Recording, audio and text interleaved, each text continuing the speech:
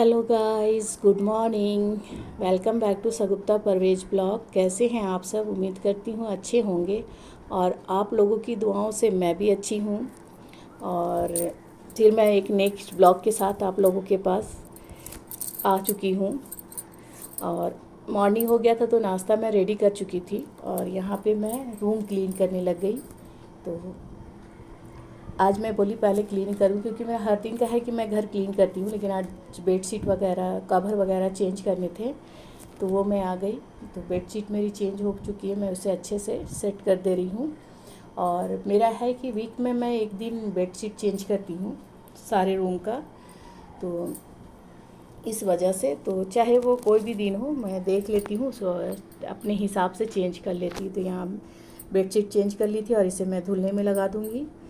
और ये जब तक धुलते रहेंगे तब तक मैं ये सूखे कपड़े उतार कर इसे भी फोल्ड कर लूँगी इसके जगह पे, क्योंकि फिर कपड़े ऐसे है ना कि सूखते नहीं हैं तो गीले रह जाते बरसात के दिन में।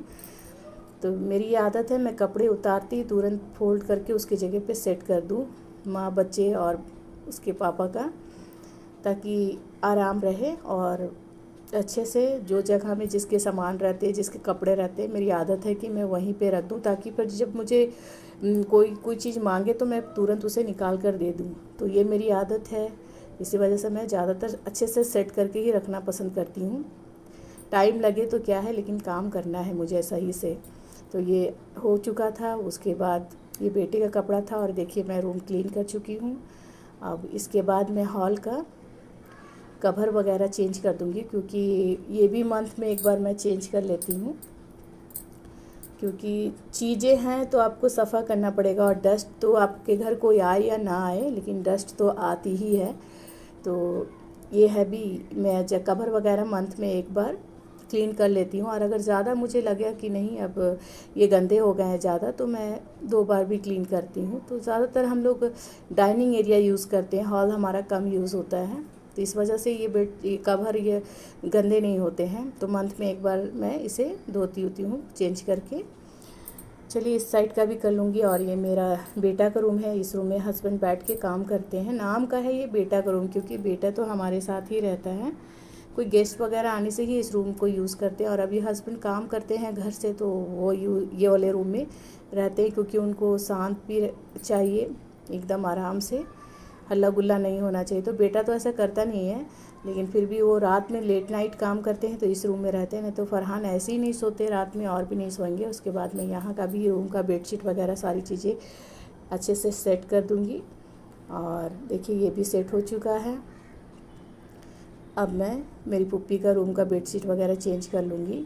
मेरी पुप्पी तो है नहीं, कल आ जाएंगी, वो गई थी अपने मायके, तो वहाँ से आ गई हैं, कल आएंगी, आई नहीं है, कल आएंगी। तो ये इस रूम को अभी बेडशीट वगैरह मैं कल चेंज कर दूँगी, आज ये वाले ठीक है। क्योंकि एक साथ सब रूम का अगर बेडशीट चेंज कर देती हूँ ना, तो धोने के लिए भी जगह धोते लेती हूँ, सुखाने के लिए जगह कम पड़ जाती है। और ये डाइनिंग एरिया का है, यहाँ पे भी मैं सारी चीज़ें सेट कर चुकी हूँ।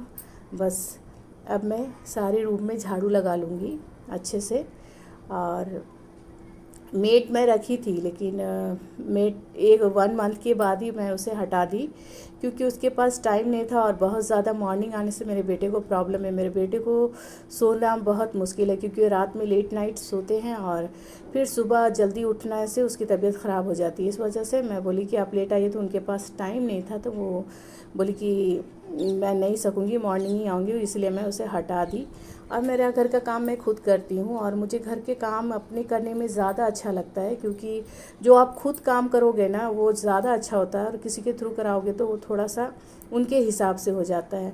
तो घर वगैरह मेरा क्लीन करने में मुझे खुशी मिलती है, और मेरा घर मुझे प्रॉपर सेट और अच्छा क्लीन रहना चाहिए, ये मेरी आदत है। तो इस वजह से मैं अपना काम खुद करना पसंद करती हूँ। और ये मैं घर की सारी जिम्मेदारियाँ ना बहुत खुशी से करती हूँ, क्योंकि मैं एक हाउस वाइफ हूँ, तो मेरा ये फ़र्ज़ है कि मैं घर के सारे काम अच्छे से करूँ। तो जब तक मैं सक रही हूँ तब तक मैं अपने से ही करूँगी, मैं हस्बैंड से बोलती हूँ। तो ऐसे मेड थी तो मुझे आराम हो जा रहा था, लेकिन वो अच्छे से नहीं भी कर पा रही थी काम, क्योंकि उसके पास टाइम नहीं थे। और देखिए जिस तरह मैं घर पोंछती हूँ ना, कि एक जगह को 2 से 3 बार पोंछती हूँ, कि अगर अच्छा से मुझे क्लीन कुछ ना दिखा तो मैं दोबारा पोंछती हूँ। तो इस वजह से मुझे मेड ना नहीं अच्छी लगी काम करने में, क्योंकि उनके पास टाइम नहीं था, वो जल्दी जल्दी करके चली जाती थी, उतनी सफाई से नहीं कर पाती थी। और मेरे घर में सब बोल भी रहे थे कि तुम नहीं सकोगी रखनी, क्योंकि तुम्हारी आदत एकदम अलग है, तुम अपना काम खुद करती हो और तुम्हें जिस तरह से पसंद है मेड उस तरह से नहीं कर पाएंगी, क्योंकि उनके पास टाइम कम रहता है, वो 4-5 घर काम करने जाती है। तो चलिए मेड तो अच्छी थी, बट मेरे पास ही टाइम उनके लिए नहीं था कि मैं उन्हें दे सकूं मॉर्निंग के अलावा। तो चलिए यहाँ पे मैं देखिए कितने अच्छे से घर पोंछती हूँ हर, और जब भी मैं पोंछती हूँ जहाँ जो चीज़ है मुझे हटाना है मैं हटाकर अच्छे से क्लीन करती हूँ, तो घर ज़्यादा क्लीन दिखता है। और घर सफ़ा रहने से ना मन भी बहुत अच्छा लगता है, और जिस तरह बोलते हैं ना नज़र जाती है घर सफ़ा रहने से, आँख को भी सुकून लगता है। मेरी ये आदत है तो मुझे ये अच्छा लगता है। तो चलिए यहाँ पे मेरे घर अच्छे से पोछा चुके थे, हॉल भी हो गया, किचन भी हो गया। उसके बाद में यहाँ पे बेडशीट धुलने के बाद में सोफ़ा के कवर जो हैं वो लगा दूँगी, वो भी अगर धुल जाएंगे तो सुखा दूँगी, क्योंकि धूप निकली हुई है, पता नहीं कब बारिश आ जाए इस वजह से। तो चलिए, और गर्मी के दिनों में ना घर के अंदर कपड़े सूख जाते स्टैंड में ही, लेकिन नहीं सूखने से मुश्किल हो जाते। और यहाँ पे जितने मेरे डोरमेट थे तो वो मैं धोने में लगाई हूँ। तो बहुत सारी चीज़ें मैं कर लेती हूँ और शूट नहीं कर पाती हूँ, क्योंकि ब्लॉग बहुत ज़्यादा बड़ा हो जाएगा। ऐसे ही तो व्यूज़ बहुत कम आते हैं, ज़्यादा ब्लॉग बड़ा बनाने से फिर व्यूज़ नहीं आते हैं, तो इस वजह से। तो यहाँ सारे डोरमेट मेरे गंदे हो चुके थे, तो ये भी मैं वीक में एक बार ज़रूर क्लीन करती हूँ।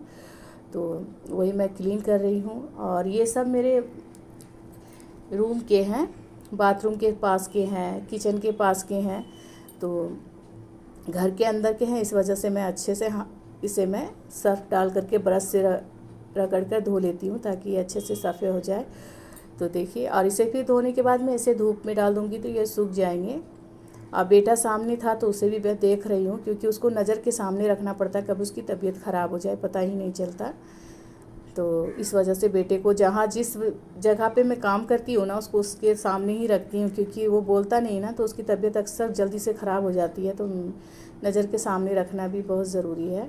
तो देखिए, इसे अच्छे से ब्रश मार कर धो लेने से ना ये अच्छे से सफ़ा हो जाते हैं और काफ़ी अच्छे लगते हैं सूख जाने के बाद भी।